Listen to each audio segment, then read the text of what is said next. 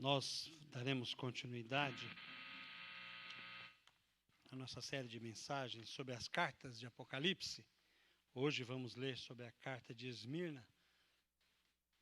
Apocalipse, capítulo 2, a partir do verso 8 até o verso 11. Nos diz assim a palavra do Senhor. Embora muita gente tenha, como eu já disse da outra vez, eu conheci uma pessoa que tem medo de ler Apocalipse. Ela não gosta nem de conversar, ela sai de perto. E não é criança não, é gente adulta. E não quer nem saber de falar, de conversar, ou de ler. De ler muito menos, né? Ainda mais conversar. Mas o livro de Apocalipse, ele é um livro de esperança para a Igreja de Jesus. Ele é um livro que, embora nós olhando as cartas, há muitas lutas, dificuldades, ele é um livro que nos traz esperança de vida. É a redenção da igreja. Para o mundo é um tempo de juízo, mas para a igreja de Jesus é um tempo de redenção. Então, se você tem medo de ler a Bíblia, eu vou dar uma solução fácil. É só você aceitar Jesus como Salvador e não ter mais medo, né, irmã Estela?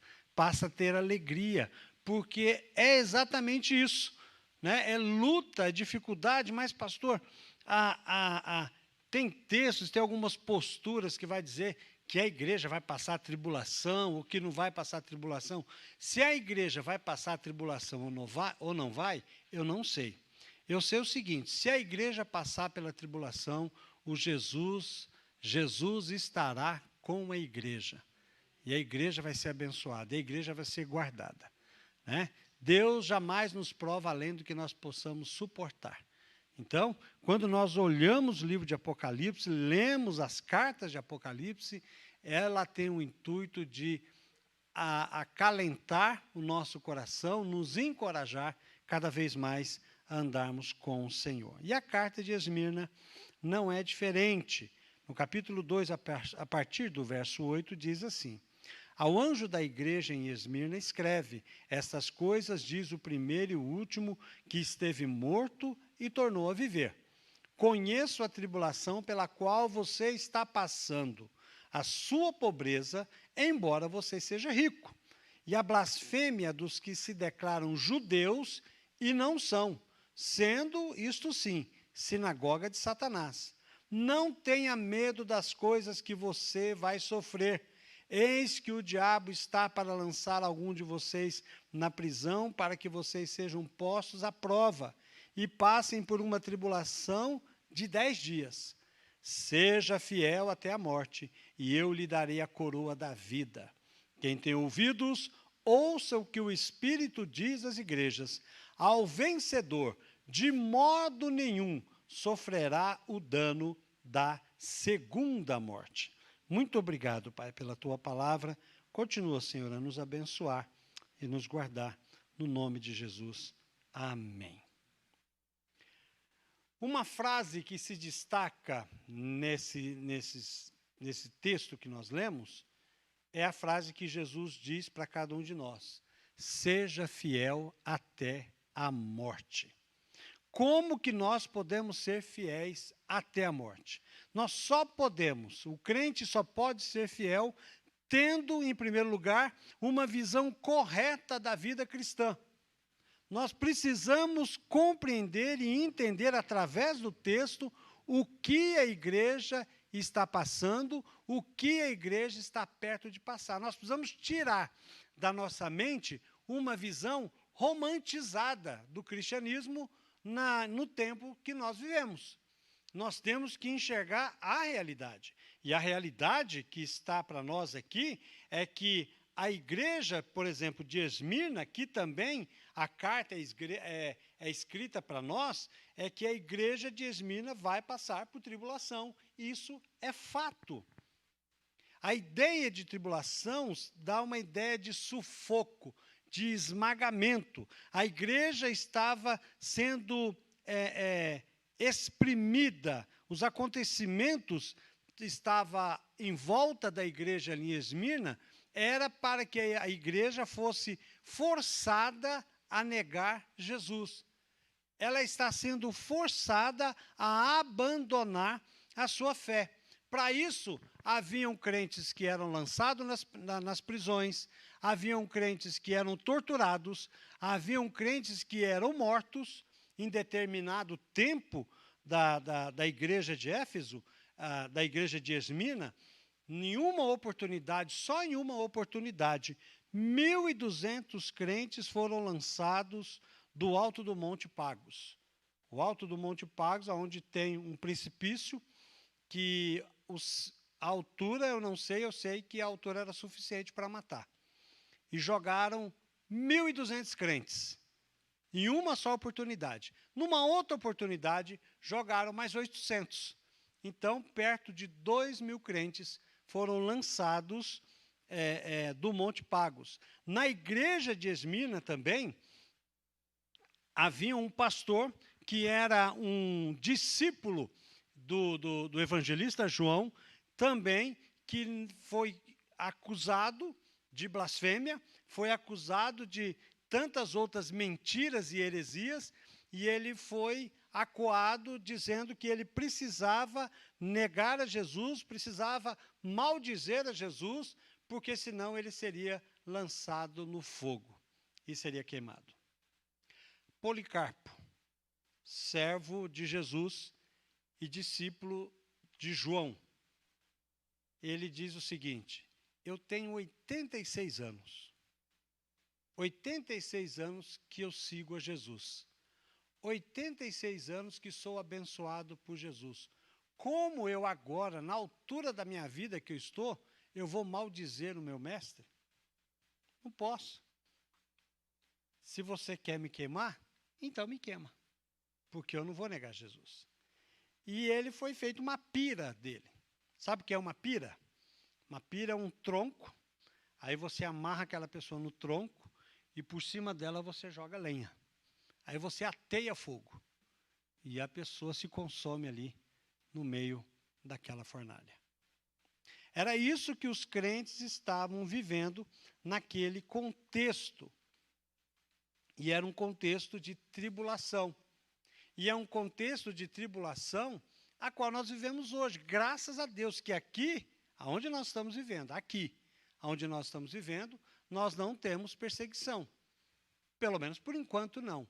Mas há muitos crentes hoje ainda que têm sido mortos por causa da palavra do Senhor. Nós precisamos orar, precisamos interceder e precisamos nos preparar. Queira Deus que a gente nunca passe isso, mas que nós possamos estar preparados, se necessário for, nós passarmos por isso. A igreja também tinha uma visão correta, e uma visão correta de pobreza. Pobreza não é maldição. Embora muita gente pense que pobreza é maldição, e até a teologia da prosperidade vai dizer que pobreza é maldição, e essa visão de pobreza ser maldição, isso é uma visão judaica.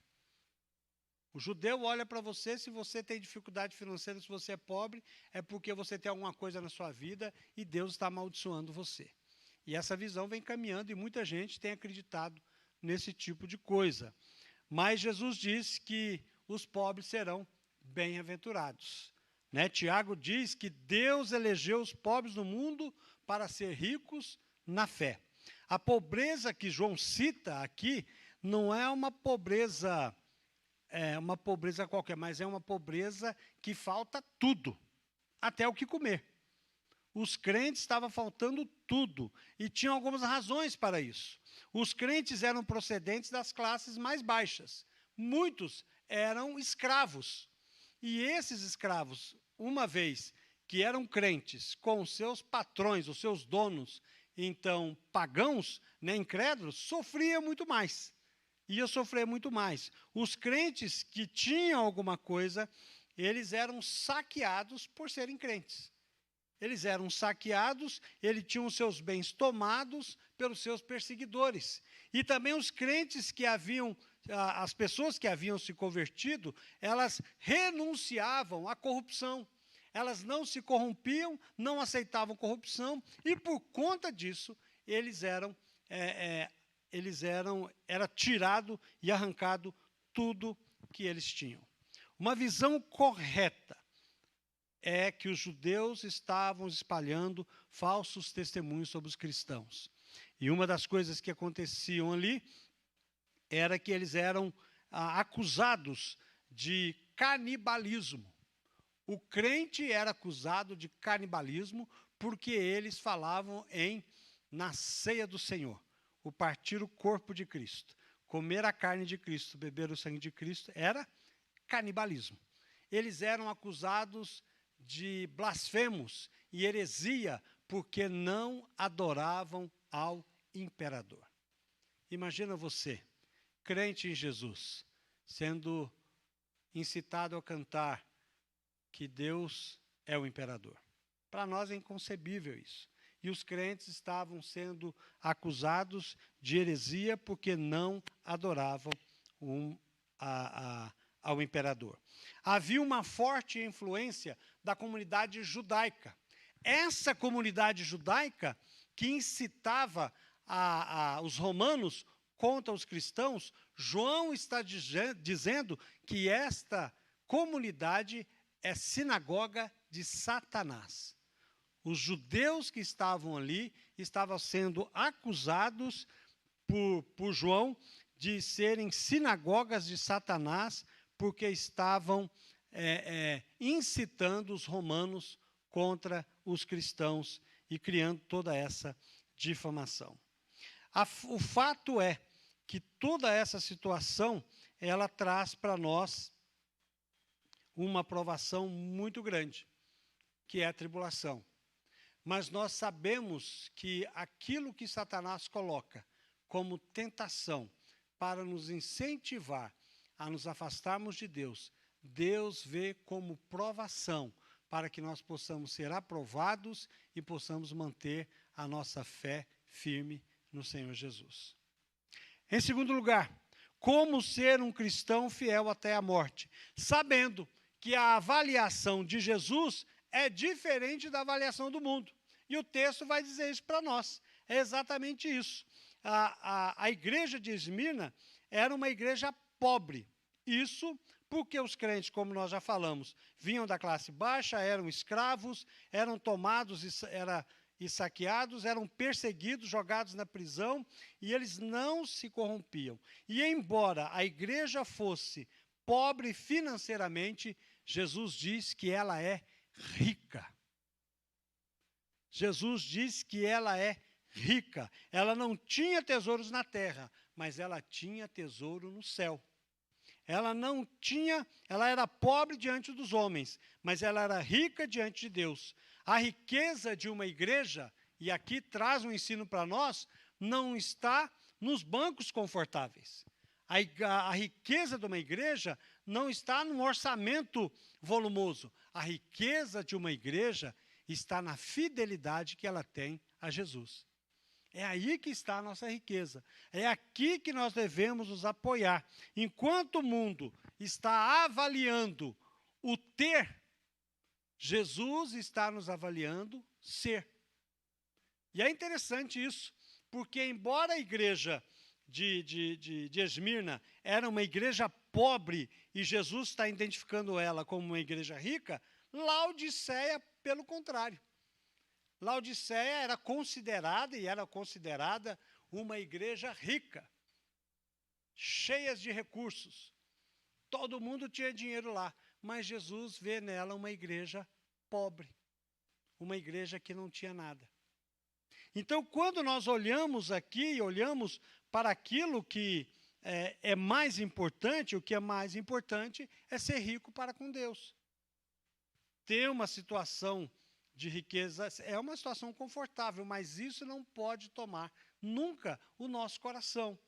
O que importa é nós sermos ricos para com Deus, ter a autoridade da palavra de Deus para que possamos ministrar na vida dos homens. É aquilo que Pedro fez quando lhe pediram esmola. O que ele disse? Eu não tenho nem prata e nem ouro, mas o que eu tenho eu te dou. Em nome de Jesus, levanta e anda. É isso que é importante. Amém?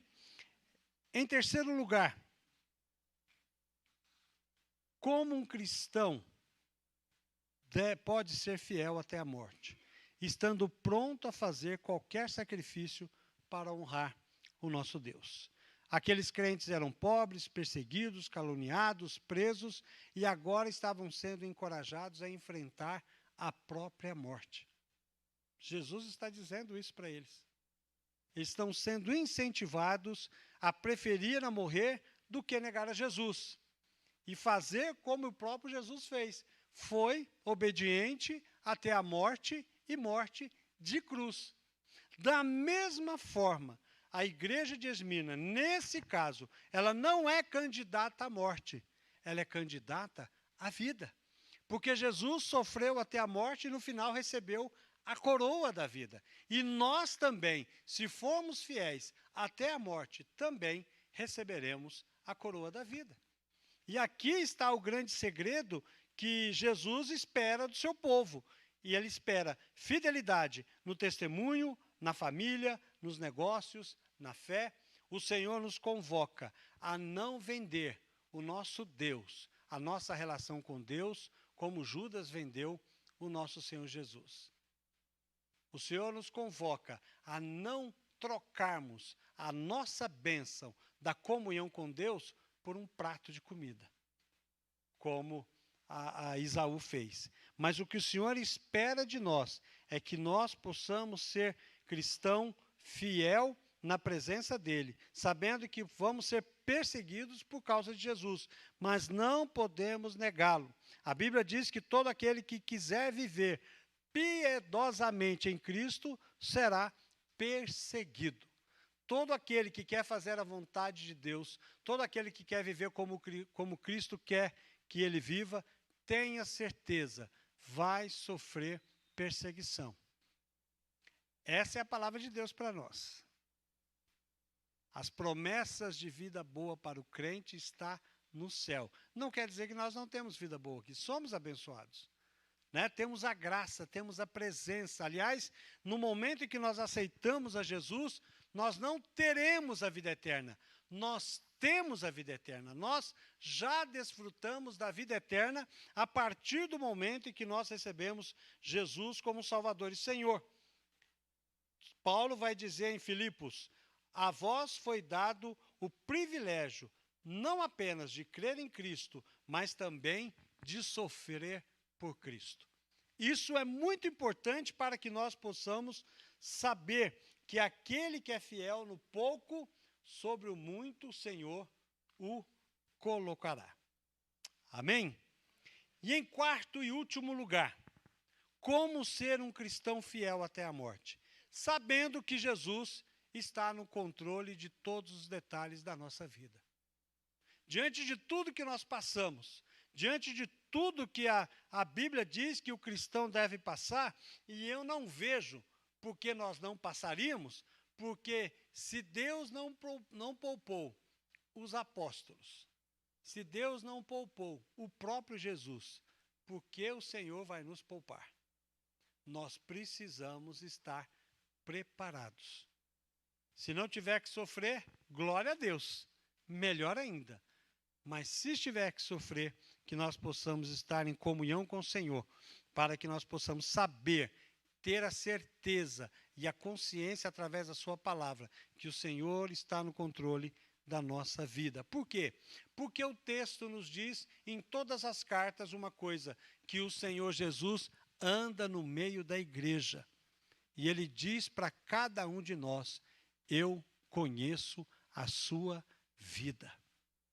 Jesus, dizendo que conhece a nossa vida, Ele sabe qual é a nossa tribulação, Ele sabe qual é a sua dificuldade, Ele sabe qual é a sua luta, Ele sabe o que é que lhe traz ansiedade, Ele sabe o que é que traz lágrimas a você, mas Ele permite o sofrimento para nos provar e nos aprovar. É por isso que nós precisamos ver que todas as dificuldades que cada um de nós enfrentamos têm um propósito. E o propósito de que nós possamos crescer na presença do Senhor. O propósito de que a nossa fé seja cada vez mais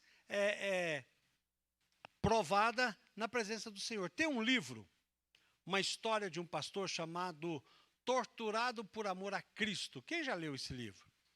Alguém lembra da história, mais ou menos? Né? Torturado por amor a Cristo. Pastor Richard Humbrad. Um dia ele foi preso porque estava pregando o Evangelho. Ele virou para a esposa dele e falou assim, daqui a pouco eu volto. Ficou 15 anos preso. 2 dias depois, a esposa dele foi presa. Ficou 12 anos. Ele sem saber que ela estava presa, e ela sabendo que ele estava preso, mas não sabia como estavam os filhos. Depois de 15 anos, ele saiu. O que ele foi fazer? Foi pregar. 3 meses depois, foi preso de novo. E ficou um monte de anos preso. Passou a maior parte da sua vida na cadeia. E ele pregava na cadeia. E cada vez que ele pregava na cadeia para os presos, o guarda via que ele estava pregando, vinha e dava uma surra nele. Aí depois que dava uma surra nele, jogava ele pegou e o guarda disse para ele, todas as vezes que eu pegar você pregando, você vai apanhar. Ele disse, eu tenho um acordo com o guarda. Eu prego e ele me bate. E assim foi a vida de Richard Humbrad. Não negou a Jesus em nenhum momento. E o que o Senhor Jesus está dizendo para nós, que Ele sabe qual é o nosso sofrimento. E tudo isso serve para que Deus possa nos passar pelo fogo, para que possamos ser provados, para que a palha queime e nós sejamos purificados. Esse é o propósito da provação que Deus tem para nós. Quem já viu a purificação de uma prata? Já viu? Quem já viu aqui? Eu vi na televisão, vi lá na internet. Um dia eu fiquei curioso. Diz que quando vai purificar a prata, você coloca ela dentro do recipiente, põe na fornalha, mas você não pode sair de perto.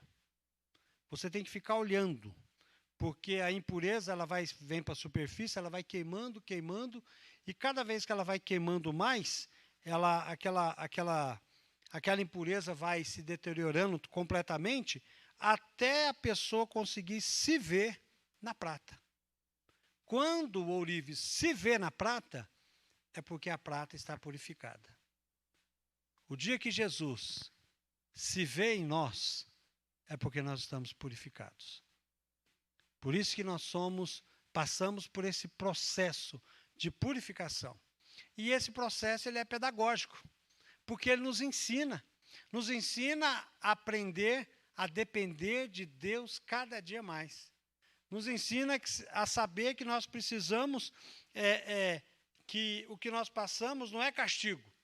Às vezes nós pensamos assim, Deus está me castigando. Castigo foi o que Jesus recebeu na cruz. Aquilo foi castigo. As situações que nós passamos em nossa vida é por causa das nossas decisões. Às vezes, muitas vezes, equivocadas e erradas.